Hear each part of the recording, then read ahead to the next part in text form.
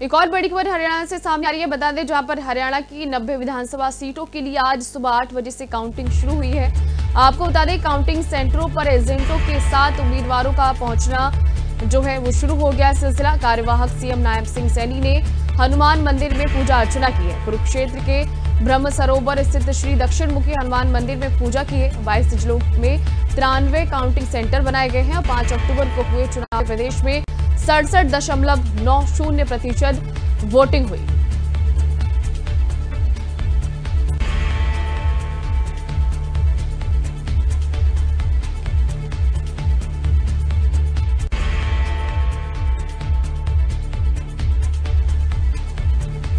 और अंबाला से हमारे साथ फोन लाइन पर जुड़ गए विपिन भाटिया। और क्या स्थिति है इस अभी फिलहाल विपिन जी हरियाणा में, और अंबाला सीट की अगर हम बात करें तो वहां पर किस तरीके के रुझान निकलकर सामने आ रहे हैं, क्या समीकरण बन रहा है? मैम, अंबाला में इस समय हम निर्मल सिंह जी आगे हैं असीम गोयल से। मतलब कांग्रेस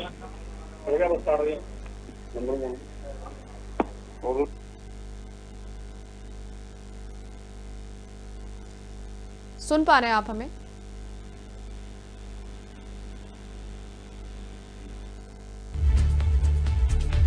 वापस से जुड़ने की कोशिश करेंगे।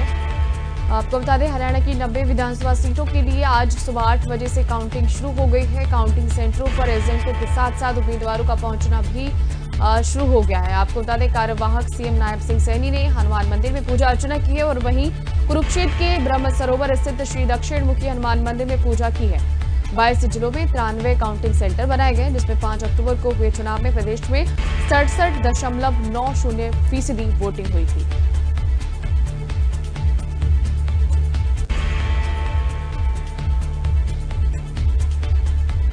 आपको बता दें, शुरुआती रुझान में पोस्टल बैलेट गिने जा रहे हैं और अभी ईवीएम जो है नहीं खुली है। आपको बता दें, इन रुझानों में हरियाणा में कांग्रेस 49 सीटों पर आगे हो रही है। इस तरीके के रुझान भी सामने आ रहे हैं। वहीं बीजेपी 21 सीटों पर आगे चल रही है और अन्य दल 7 सीटों पर आगे हैं। इस तरीके की जानकारी भी मिल रही है। तो तस्वीर जो है वो बहुत जल्द साफ हो जाएगी कि आखिर हरियाणा की जनता चाहती क्या है। और वापस से हमारे साथ जुड़ गए हैं संवाददाता अंबाला से विपिन भाटिया। विपिन जी, क्या स्थिति है अभी फिलहाल अंबाला सीट पर? मैम, अंबाला में इस समय अगर हम अंबाला शहर की बात करें तो इस समय भाजपा के जो उम्मीदवार हैं असीम गोयल, उनसे आगे कांग्रेस के उम्मीदवार निर्मल सिंह चल रहे हैं जी, लगभग 2000 वोटों से जी। लेकिन अभी फिलहाल के जो रुझान आ रहे हैं वहां पर कई जगह कांग्रेस पार्टी जो है वो आगे चल रही है रुझानों में, लेकिन अंबाला सीट पर जैसे कि आपने जिक्र किया कि बीजेपी आगे चल रही है, तो अभी फिलहाल मतलब और क्या क्या रुझान बदल सकते हैं? क्या लगता है कि शाम तक जो तस्वीर है वो कुछ और हो जाएगी? अभी फिलहाल कुछ और है, तो कुछ कहा नहीं जा सकता है जी। मीनाक्षी जी, आवाज आ रही है? जी जी बिल्कुल। मीनाक्षी जी, लगातार अभी अंबाला कैंट से जो है पूर्व मंत्री अनिल विज जी आगे चल रहे हैं। जो अंबाला से है वो पूर्व मंत्री निर्मल सिंह आगे चल रहे हैं जो कांग्रेस से हैं जी। क्योंकि अनिल विज जी काफी बड़ा चेहरा है, कदावर नेता है, तो जाहिर सी बात है कि अंबाला की जो जनता है वो चाहती है कि एक बार उन्हें फिर से मौका दिया जाए।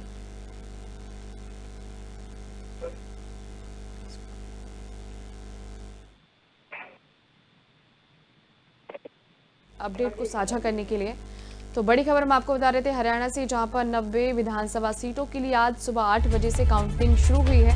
आपको बता दें, काउंटिंग सेंटरों पर एजेंटों के साथ उम्मीदवारों का पहुंचने का सिलसिला भी शुरू हो गया है। वहीं कार्यवाहक सीएम नायब सिंह सैनी ने हनुमान मंदिर में पूजा अर्चना की है और कुरुक्षेत्र के ब्रह्म सरोवर स्थित श्री दक्षिण मुखी हनुमान मंदिर में पूजा की। आपको बता दें, 22 जिलों में 93 काउंटिंग सेंटर बनाए गए हैं और 5 अक्टूबर को चुनाव हुए थे।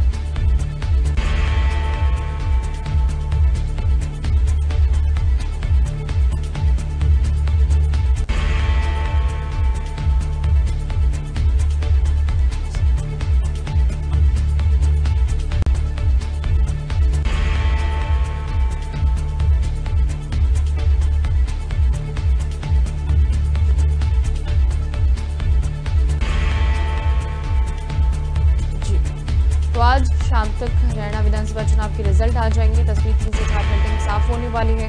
हमारे साथ रीजनल हेड भी जुड़े थे, हमने उनसे तमाम हरियाणा के बारे में अपडेट्स लिए और क्या स्थिति चल रही है, रुझान क्या कह रहे हैं, जनता क्या चाहती है, किन किन मुद्दों को अब आगे रखकर जो है अब हरियाणा की जनता बदलाव चाह रही है, क्या हो सकता है, अब कौन सीएम बनेगा, किसका चेहरा होने वाला है, तमाम तरीके के सवाल रहे।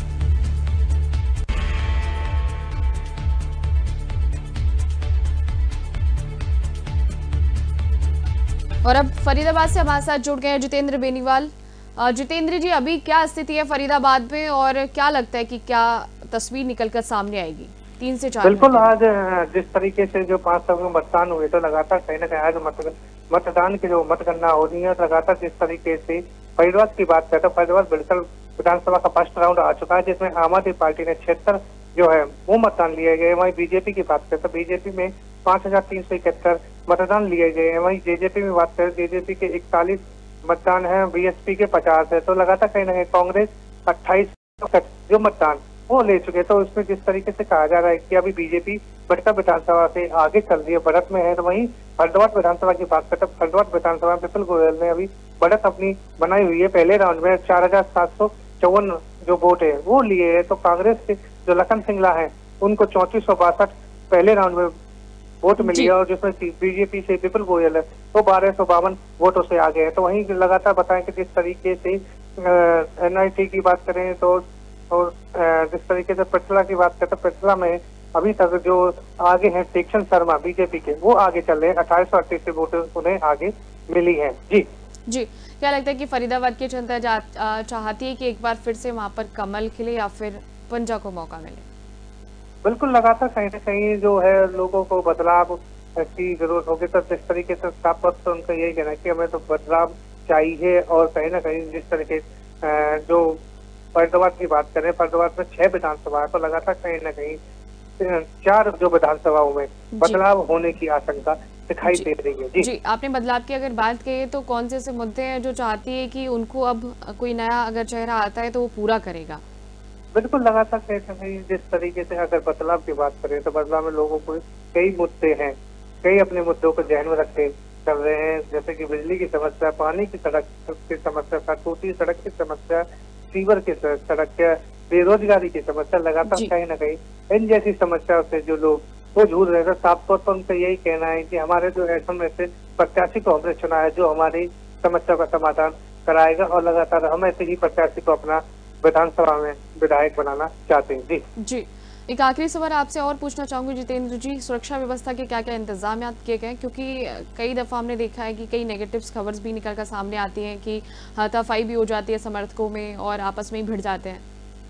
बिल्कुल, अगर सुरक्षा की बात करें तो सुरक्षा की व्यवस्था पुलिस प्रशासन के द्वारा पुख्ता इंतजाम किए गए हैं। जहाँ पर बूथों की गिनती होनी है जी, तो लगातार कहीं ना कहीं वहाँ पर 3 लेयर की सुरक्षा की गई है। तो एक जो एजेंट है जैसे पहुंचते हैं अपने, तो एजेंटों की तलाशी की जा रही है, उनके दस्तावेज देखे जा रहे हैं। अगर उन पर कोई दस्तावेज नहीं होते तो उनको अंदर घुसने की अनुमति नहीं होती है। लगातार कहीं ना कहीं काफी सुरक्षा की व्यवस्था यहाँ पर की गई है। जी चलिए, बहुत बहुत शुक्रिया हमारे साथ जुड़ने के लिए जितेंद्र और तमाम अपडेट को फरीदाबाद से साझा करने के लिए। तो आज 90 विधानसभा सीटों के लिए आज सुबह 8 बजे से काउंटिंग शुरू हुई है। हरियाणा में आपको बता दें काउंटिंग सेंटरों पर एजेंट्स के साथ साथ उम्मीदवारों के पहुंचने का सिलसिला भी शुरू हो चुका है। वहीं सीएम नायब सिंह सैनी भी मंदिर गए, हनुमान मंदिर में पूजा अर्चना की, कुरुक्षेत्र के ब्रह्म सरोवर स्थित श्री दक्षिण मुखी हनुमान मंदिर में पूजा किया। हालांकि अब ये तस्वीर तो जनता ही तय करेगी कि क्या होने वाला है शाम तक।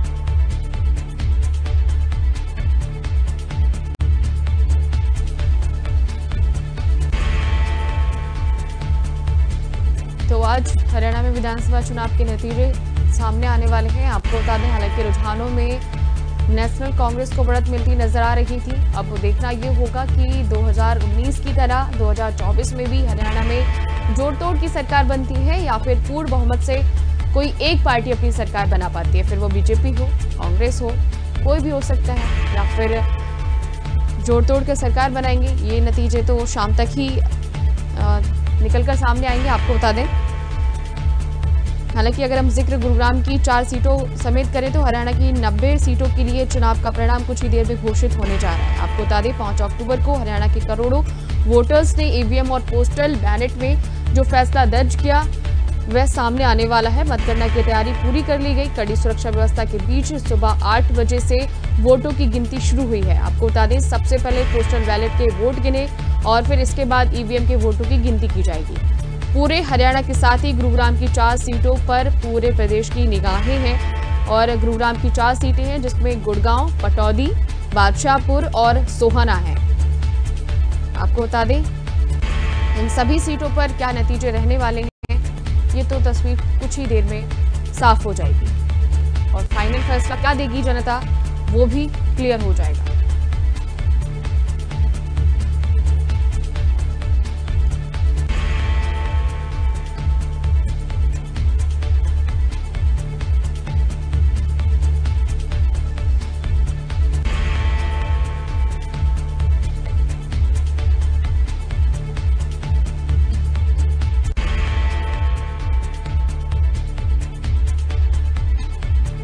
की विधानसभा सीट से पटौदी से आपको बता दें पटौदी में भाजपा की विमला चौधरी आगे चल रही हैं और बादशाहपुर में भाजपा आगे चल रही है। आपको बता दें बादशाहपुर विधानसभा में पहले राउंड की गिनती चल रही है जिसमें फिलहाल भाजपा के राव नरबीर सिंह आगे चल रहे हैं। वहीं पटौदी में भी भाजपा की विमला चौधरी आगे चल रही है। आपको बता दें बीजेपी की विमला चौधरी 3000 वोट से आगे चल रही है। इस तरीके की जानकारी मिल रही है।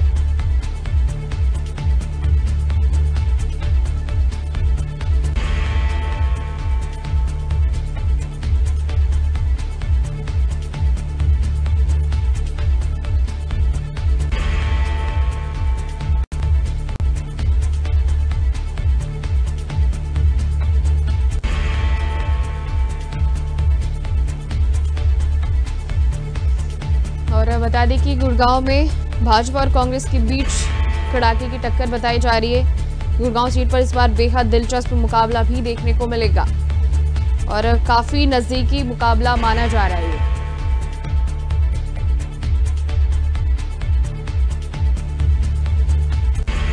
और अंबाला से हमारे साथ जुड़ गए हैं राजकुमार संवाददाता। राजकुमार जी, अभी क्या स्थिति है अंबाला में? बिल्कुल, अंबाला कैंट से जो है अनिल विज 934 वोट से जो है पीछे चल रहे हैं और चित्रा सरवारा जो है वो आगे चल रही हैं। इसी तरह नारायणगढ़ में जो है वो शैली चौधरी जो है वो 4000 वोटों से आगे चल रही है और मुलाना में जो है जो पूजा चौधरी है जो वरुण मुलाना की जो है वाइफ है वो जो है आगे चल रही हैं। जी, और सुरक्षा व्यवस्था को लेकर क्या क्या इंतजाम किए गए? बिल्कुल, सुरक्षा व्यवस्था को लेकर जो है पुलिस ने चारों तरफ बैरिकेडिंग की हुई है और किसी भी वाहन को जो है इस रास्ते पर नहीं आने दिया जा रहा। फिलहाल जो है जो भी ट्रैफिक डाइवर्ट किया गया है अंबाला के एसजी कॉलेज से जो है ये वाया साहा होते हुए कॉलेज जगाधरी के लिए डाइवर्ट किया गया है और इसी तरह जो है नारायणगढ़ साइड से जो है साहा होते हुए अंबाला कैंट को जो है ट्रैफिक जो है व्यवस्था की गई है। क्या लगता है कि अंबाला में एक बार चेहरा फिर से रिपीट होगा या फिर किसी नए चेहरे को अंबाला की जनता मौका देगी? जी बिल्कुल, इस बार तो जो है अंबाला में चित्रा सरवारा जो है वो फिलहाल आगे चल रही है। इस हिसाब से तो यही लग रहा है क्योंकि अगर आगे भी ऐसे ही चलता रहा तो चित्रा सरवारा जो है वो अनिल विज को जो है बहुत बड़ी टक्कर देने वाली है। जी, क्योंकि कहा जाता है कि अनिल विज तो काफी बड़े नेता हैं, कदावर नेता हैं, तो उनको टक्कर देना एक बहुत बड़ी बात है। जी बिल्कुल, अनिल विज जो है वो 6 बार से विधायक रहे हैं और मंत्री भी रहे हैं, लेकिन इस बार जो है बीजेपी के खिलाफ एंटी इनकम्बेंसी जो है वो बहुत ज्यादा देखने को मिली थी और चित्रा सरवारा जो थी वो समय समय पर जो है अंबाला के कई मुद्दे उठाती आ रही थी, जैसे खड्डा यात्रा, शहीद भय मुक्त प्रशासन, इस प्रकार के जो है वो नौकरियां न देना, महंगाई को लेकर जो है वो मुखर रही थी। इसी को लेकर लगता है कि जो लोग भी हैं वो बीजेपी से काफी नाराज चल रहे थे क्योंकि यहाँ नौकरियां भी नहीं दी जा रही थी। इसको लेकर भी लोगों में एडजस्टमेंट थी, तो लगता है कि यही कारण रह सकता है कि अनिल विज अगर पीछे चले। जी, लेकिन राजकुमार जी एक बात जो आपने कही एंटी इनकम्बेंसी का जो जिक्र किया आपने, वो चारों तरफ ये शब्द जो है वो पूरे तरीके से छाया हुआ है कि एंटी इनकम्बेंसी के चक्कर में अब जो 10 साल की जो सरकार रही है अब वो पटकनी खाने वाले है, कोई और चेहरा आएगा निकल कर सामने, कोई और सरकार जो है अब बनेगी। तो हालांकि सरकार तो को ये बेहद तरीके से पता रहता है कि क्या मुद्दे हमारे क्षेत्र में जो है वो तूल पकड़ रहे हैं, तो क्यों विकास नहीं हुआ? आखिर ये एंटी इनकम्बेंसी को इतना ज्यादा आगे क्यों मतलब बढ़ने का मौका मिला? जी बिल्कुल, इस प्रकार के जो मुद्दे थे, हालांकि जो मनोहर लाल खट्टर पहले मुख्यमंत्री हुआ करते थे उनके रूप सामने भी थे, लेकिन जो एंटी इनकम्बेंसी शुरू हुई थी तो सरकार ने सोचा कि शायद नायब सैनी को लाया जाए, चेंज किया जाए चेहरा, और इस वजह से शायद ये खत्म हो जाए। लेकिन सरकार को इस मुद्दों का पता था। हालांकि ऐसा नहीं है कि सरकार ने विकास कार्य नहीं करवाए हैं, विकास कार्य भी काफी करवाए गए हैं, लेकिन उसके बावजूद जो नौकरियां ना देना, लोगों को नौकरियों से निकालना, महंगाई का एकदम बढ़ा देना, सिलेंडर के रेट जो है ऊंचे कर देना, खाद्य पदार्थों के जो रेट हैं वो उसमें एकदम इजाफा करना, ये अहम मुद्दे रहे हैं जिसके कारण जो है। और सबसे बड़ी बात यह है कि 10 साल हो गए थे सरकार को, इसकी भी ये एंटी इनकम्बेंसी की जो है एक बड़ी वजह रही है, जिस कारण जो है अपोजिशन यानी कांग्रेस जो है इसमें लाभ उठा सकती है। लेकिन अब मतलब साफ है कि किसान, नौजवान और पहलवान, इन तीनों के चक्कर में जो है अब हालिया सरकार को पटकनी खानी पड़ सकती है, नया सरकार मतलब बनेगी। और मतलब ये तस्वीर जो है कितनी सही हो सकती है कि जोड़ तोड़ की सरकार ना होकर किसी एक की पूर्ण बहुमत की सरकार बनेगी, किसी एक पार्टी। जी बिल्कुल, आपने ठीक कहा कि जो मुख्य मुद्दे रहे हैं वो किसानों का मुद्दा जो है एमएसपी का मुद्दा में रहा है, जो पिछले 3-4 सालों से चल रहा है। और एक बार तो बीजेपी ने इनको मनाकर और 1 साल का समय भी दिया था, लेकिन बावजूद उसके जब इनका मुद्दा हल नहीं किया गया तो उसके एंटी इनकम्बेंसी ज्यादा हो गई है। और किसान जो है वो शंभू बॉर्डर पर बैठ गए हैं, उसमें गोलियां भी चलाई गई, जिसे लेकर किसान और जाट सब नाराज हो गए हैं। और वहीं दूसरी तरफ अगर देखा जाए तो जो जवानों का मुद्दा था, वो जो अग्निवीर की 4 साल की जो नौकरी थी, उसको लेकर भी लोगों में अर्जेंटमेंट थी।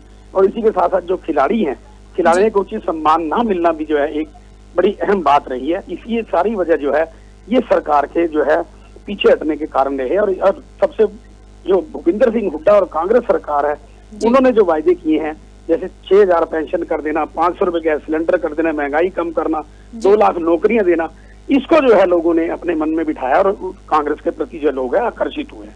जी आपने जिक्र किया, मनोहर लाल खट्टर जी का भी जिक्र किया कि उनकी सरकार रही, लेकिन भाजपा ने अपनी जो है सरकार में एक नया बदलाव किया कि उन्होंने नया चेहरे को सीएम बनाया। तो इस नए चेहरे से वहां की जनता कितनी प्रभावित है? क्या लगता है कि एक बार फिर से इसी चेहरे को रिपीट किया जाएगा? जो आशाएं होती है जनता की, वो कितनी हद तक वहां पर दिख रही है? जी बिल्कुल, ये बहुत कम समय मिला है, 2.5 महीने का समय मिला है नायब सिंह सैनी को, जिसमें वे सिर्फ वायदे ही कर पाए हैं, लेकिन वायदों को इम्प्लीमेंट करने के लिए उनके पास समय नहीं था।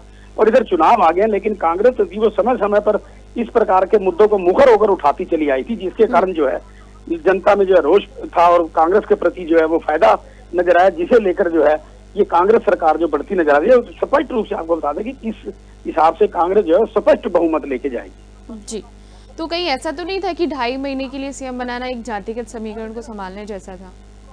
जी बिल्कुल, जातीय समीकरण को संभालने जैसा मुद्दा भी था, लेकिन बावजूद उसके जनता ने जो है इनकी नहीं सुनी। और जनता समझ चुकी थी कि ये जो नया सीएम है मात्र एक चेहरा ही बदला है, जबकि कार्य प्रणाली जो है ये बीजेपी की वही रही है, ना कोई भर्ती हुई है। इसी कारण जो है लोग इससे भारतीय जनता पार्टी से खफा हो गए और इसी का गुस्सा जो है उन्होंने उतारा है और कांग्रेस की तरफ जो है बड़े हैं और कांग्रेस को जो है जिताने की ओर अग्रसर हो रहे हैं। जी बहुत बहुत शुक्रिया हमारे साथ जुड़ने के लिए राजकुमार जी, और तमाम अपडेट को साझा करने के लिए।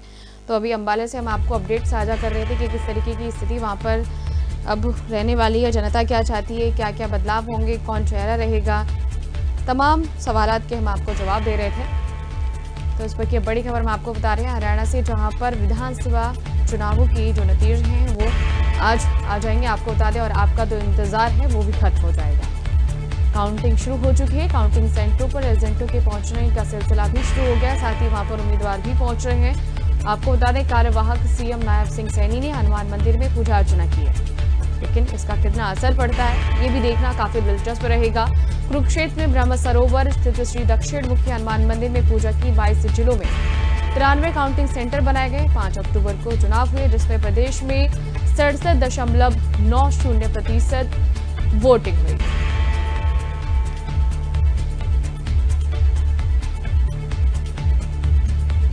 तो बता दें कि सबसे पहले पोस्टल बैलेट की गिनती हुई थी और अब ईवीएम मशीनों में वोटों की गिनती की जा रही है।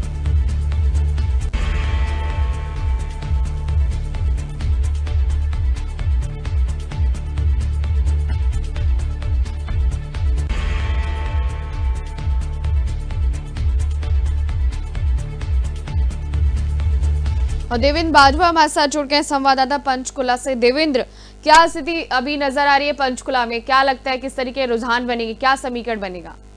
जी मैम, अभी हालांकि अगर वोटों की दृष्टि से देखा जाए तो तीसरे राउंड की गिनती अब शुरू हो चुकी है, जिसमें विधायक प्रदीप चौधरी 416 वोटों से आगे चल रहे हैं। अगर बात करें गोपाल चौधरी की तो दूसरे नंबर पर आगे चल रहे हैं। अगर बात करें शक्ति रानी भाजपा प्रत्याशी की, कहीं ना कहीं तीसरे नंबर दिख रही है जी, अभी गिनती जा रही है जी। अब पोस्टल बैलेट के बाद ईवीएम की गिनती शुरू हो चुकी है, तो मतलब क्या लगता है कि अब जो चेहरा है वो भी बदल जाएगा या फिर जो पुराना प्रतिनिधि था वो फिर से उसे प्रतिनिधित्व करने का मौका मिलेगा? नहीं, बिल्कुल। अगर पोस्टल बैलेट की गिनती की बात करें तो यहाँ पर रुख चेंज होता दिखाई दे रहा है, रुख बीजेपी की तरफ बढ़ता हुआ रुझान दिखाई दे रहा है। तो अभी किस किस में कांटे की टक्कर देखी जा रही है पंचकुला में? जी फिलहाल हालांकि ज्ञानचंद गुप्ता और चंद्रमोहन बिश्नोई आमने सामने बताए जा रहे हैं, इसमें कितना क्लियरेंस है? जी बेसिकली अभी तो 200 वोटों का भी मतदान कर रहा है। जी चलिए, बहुत बहुत शुक्रिया हमारे साथ जुड़ने के लिए और तमाम अपडेट को इस पर साझा करने के लिए। चुनाव को लेकर आपको बता दें तो हरियाणा की 90 विधानसभा सीटों के लिए आज सुबह 8 बजे से काउंटिंग शुरू हुई। आपको बता दें काउंटिंग सेंटरों पर एजेंटों के साथ साथ उम्मीदवारों के पहुंचने का सिलसिला भी शुरू हो चुका। आपको बता दें कार्यवाहक सीएम नायब सिंह सैनी ने हनुमान मंदिर में पूजा अर्चना की और कुरुक्षेत्र के ब्रह्म सरोवर स्थित श्री दक्षिण मुखी हनुमान मंदिर में पूजा की। बता दें कि 22 जिलों में 93 काउंटिंग सेंटर बनाए गए और 5 अक्टूबर को चुनाव हुए। प्रदेश में 67.90% वोटिंग हुई।